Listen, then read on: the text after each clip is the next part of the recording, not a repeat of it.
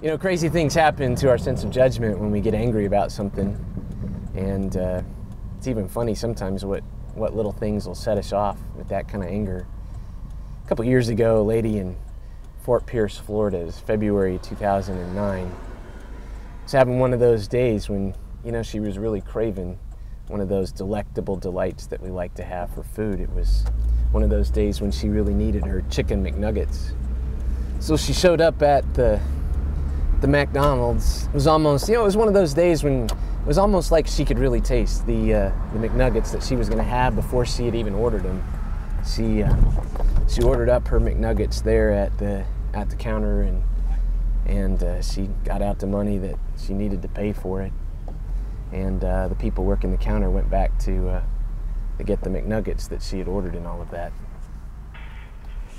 Thank you for choosing Southtown McDonald's. Would you like to try our Angus Deluxe Value Meal? No thanks. Yeah, I just like I'd like a 6-piece chicken McNuggets and a medium Diet Coke, please. Okay, what kind of sauce? What's that? What kind of sauce for your nuggets? A barbecue would be great. Okay, so I got a 6-piece nugget with a medium diet. Yep. All right, $3.55 is your total. Hey, thanks so much. You're welcome. I think I can almost taste those McNuggets today too. That'll be really good. Good morning. You doing well? Yes. Great. Doing well. Looking forward to some chicken McNuggets. Woo! All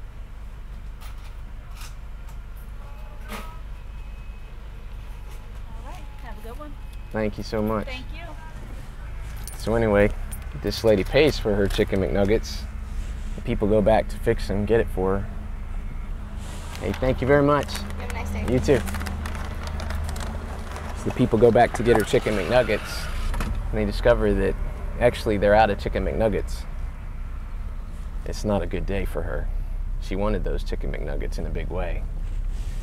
So she starts getting upset, and she demands her money back from the folks there, and they say, well, they can't do any kind of refund, that all their sales are final.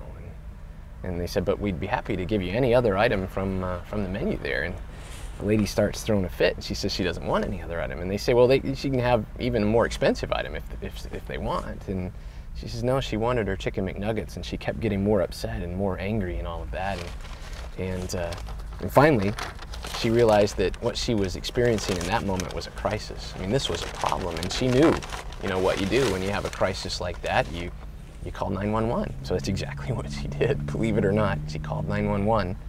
Apparently the people at 911 didn't take her too seriously in all of that, because she had to call 911 a second time when she didn't get the kind of attention that she wanted. And when that didn't work, she called 911 a third time. 3 times this lady called 911 because they didn't have the chicken McNuggets that she ordered. She never got her chicken McNuggets that day, but she got a ticket for misusing the 911 emergency call system, if you can believe that. It's funny, kinds of things that'll set us off. And I think it's one of the reasons that the Bible says what we read this morning in James chapter 1, that we should be quick to listen and slow to speak and slow to become angry. But I think it's more than just a guideline. In fact, if you look at what James says there, he prefaces that whole statement with this idea of take note of this. This is something important that I'm telling you. It's something you ought to pay attention to. It has significance. It's critical that your life reflect what I'm about to say. And then there in verse 19, he kind of lays out this 3-part thing that we ought to do, that ought to be true of our lives. And all of them they're all related. They're all connected in some way, but they all have different facets of the same thing. He said we should be quick to listen, which is not something that comes real naturally to us. I don't know about you, but in my observation of the human condition, it's easy for us to be actually quick to speak. And so it kind of cuts against the grain of what's typical as a part of our human sinful condition. And then he says, not only should you be quick to listen, but he says other things that you're normally quick to do, you actually ought to be slow to. He says we ought to be slow to speak, slow to respond. Actually, the listening part should come first. We ought to take in what's going on in the situation, understand what's happening and what the different dynamics are, and then we should speak after we've taken the time to think about that. And then finally he says we should be slow to become angry.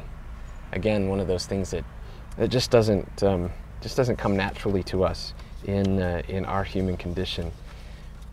I think it's important for us to recognize too that when he says that, he's not just saying, this is kind of a suggestion that might make life a little more peaceable or maybe a good idea, but he says we don't want to miss out on the vital importance that three-part principle really has in our lives. He goes on in verse 20 to say that man's anger that we have in those moments does not bring about the life of righteousness that God desires. That it's not just a suggestion about how we ought to go, but there's something about this principle that impacts our righteousness, the right living before God. And that ought to give us pause to reflect a little bit more about just how important it is that this principle be truly reflected in our lives. And that's kind of what we want to do today.